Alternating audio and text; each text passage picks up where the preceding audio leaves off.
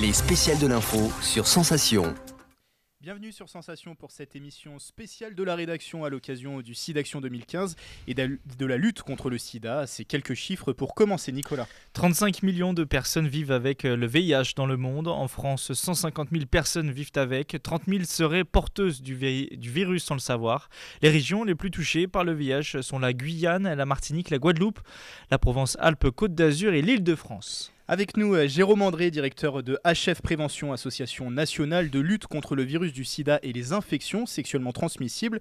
Jérôme André, quel état des lieux dressez-vous sur le sida aujourd'hui ? Alors en fait, pour le moment, on a assisté à 10 ans de VIH qui ont stagné, c'est-à-dire qu'entre 6 et 7 000 cas de personnes étaient contaminées chaque année. Là, on voit que l'épidémie reprend depuis un an et demi, et on a de plus en plus de cas de contamination. On parle maintenant de plutôt 7 à 8 000 personnes qui se contaminent chaque année, et effectivement dans des régions de France qui sont donc maintenant très géolocalisées, et on parle notamment pour la France des DOM-TOM, principalement, vous l'avez rappelé, et de l'Île-de-France et de la région PACA, où on constate qu'il faut vraiment relancer la prévention IST-SIDA. C'est une situation donc qui est de plus en plus alarmante, on peut dire, sur le sida. Ce qui est très alarmant, c'est qu'on s'aperçoit que les jeunes sont de plus en plus touchés, que ce soit les jeunes hétérosexuels ou les jeunes homosexuels. On a effectivement une frange de moins de 25 ans qui sont de plus en plus touchés et qui, du coup, n'ont pas connu, en fin de compte, l'épidémie sida, où on mourait. Aujourd'hui, on ne meurt plus du sida,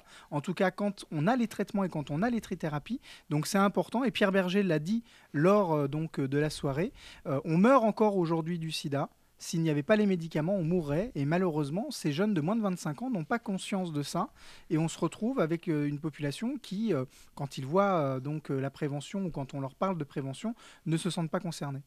21 ans que le SIDAction existe et que les différentes chaînes de télévision et de radio se mobilisent autour de Lynn Renaud et de Pierre Berger.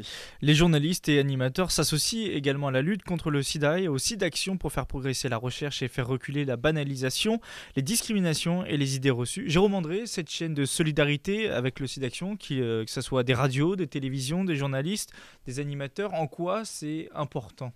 C'est primordial. Ça crée un deuxième temps fort. Le premier temps fort étant effectivement le 1er décembre.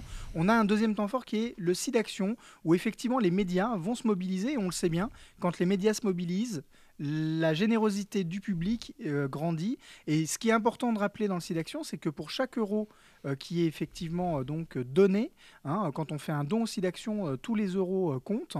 50% partent pour la recherche, donc 50 centimes pour la recherche, 50 centimes pour la prévention, et dans ces 50 centimes, 25 centimes partent pour l'international, 25 centimes pour la France, et on le sait, la prévention et la recherche, c'est les deux piliers qui sont extrêmement forts de la lutte contre le sida aujourd'hui.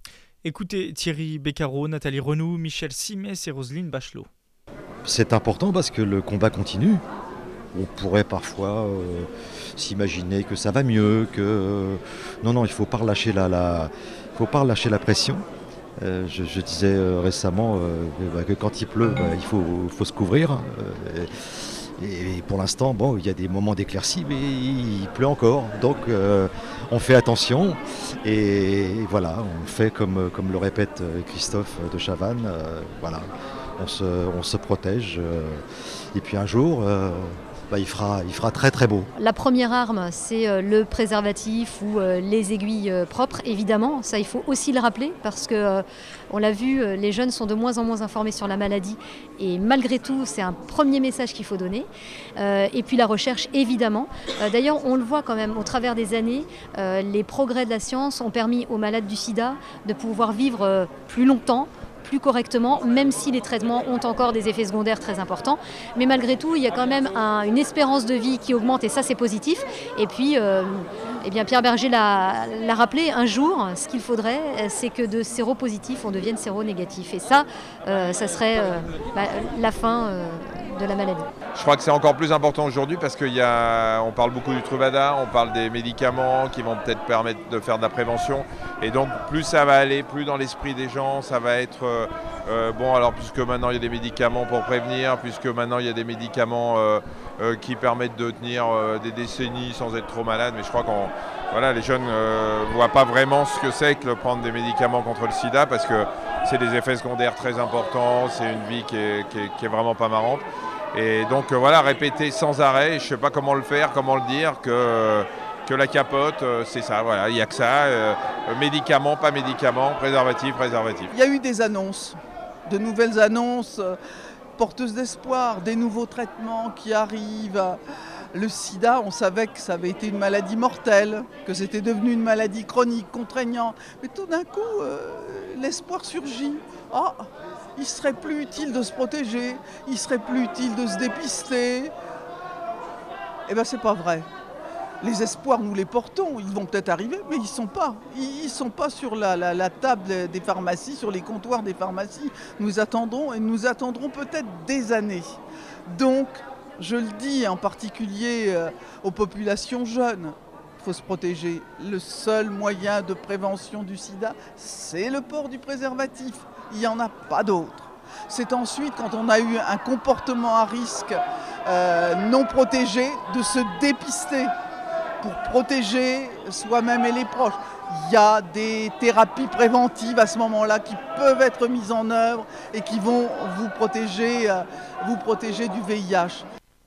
Et Jérôme André, vous partagez l'avis de Thierry Beccaro, Nathalie Renou, Michel Simès et Roselyne Bachelot. Aujourd'hui, on a tendance à oublier que l'on meurt encore du sida. Alors comment ne pas partager cet avis, d'autant que, on le rappelle, les trithérapies, ce sont des médicaments qui ne font que ralentir l'évolution de la maladie, mais en l'occurrence, on meurt encore aujourd'hui du sida, et notamment dans les pays d'Afrique, puisqu'ils n'ont pas de médicaments, ils n'ont pas l'accès aux médicaments, et en l'occurrence, on se rend bien compte, ce qui est important pour HF Prévention, c'est ce que disait Roselyne Bachelot, à savoir promotionner le préservatif, parce que c'est le seul outil qui est réellement compris par l'ensemble des populations, et puis promouvoir le dépistage, parce que si on arrive à dépister des gens tôt, on leur sauve la vie, dans le sens où si effectivement ils n'étaient pas au courant qu'ils étaient potentiellement séropositifs, eh bien maintenant ils peuvent effectivement après se traiter, et surtout ils peuvent éviter de contaminer d'autres personnes, parce que le fait de ne pas savoir son statut sérologique fait qu'on peut mourir plus vite, et en plus de ça on peut donc contaminer d'autres personnes. Vous pensez qu'il faut encore insister sur les messages de prévention? Il n'y en a pas assez aujourd'hui? Alors le souci c'est ça, c'est-à-dire qu'aujourd'hui on a de la prévention qui est faite, il y a de moins en moins d'opérateurs de prévention qui vont dans les lycées, vont sur le terrain, parler effectivement des messages de prévention, quels qu'ils soient, au sens large. Aujourd'hui, on se rend bien compte qu'il y a moins de l'argent de l'État, qu'il y a de moins en moins de générosité des Français, et c'est pour ça qu'il faut continuer, même après dimanche, continuer d'appeler le 110 pour faire des dons, parce qu'en réalité, s'il n'y a pas de dons, il n'y a pas de recherche, et s'il n'y a pas de recherche, il n'y a pas donc de possibilité de vaincre la maladie et d'avoir un jour peut-être ce rêve hypothétique d'avoir un vaccin. Et puis s'il n'y a pas d'argent, il n'y a pas non plus de prévention, ou en tout cas, il y en a très peu. Et aujourd'hui, quand on parle de prévention, on parle du sida, mais on parle aussi des infections sexuellement transmissibles, parce qu'on a tendance aussi parfois à les oublier. Restez avec nous, Jérôme André. Au cours de cette émission, nous évoquerons les jeunes et le sida. Chaque année en France, 6200 personnes découvrent leur séropositivité, dont 12% des jeunes de 15 à 24 ans. On parlera également du dépistage. 5,2 millions de tests de dépistage du VIH sont réalisés chaque année en France, et dans quelques mois, des autotests seront mis en vente en pharmacie, ce qui n'est pas sans soulever certaines interrogations. 150 000 personnes vivent donc avec le VIH.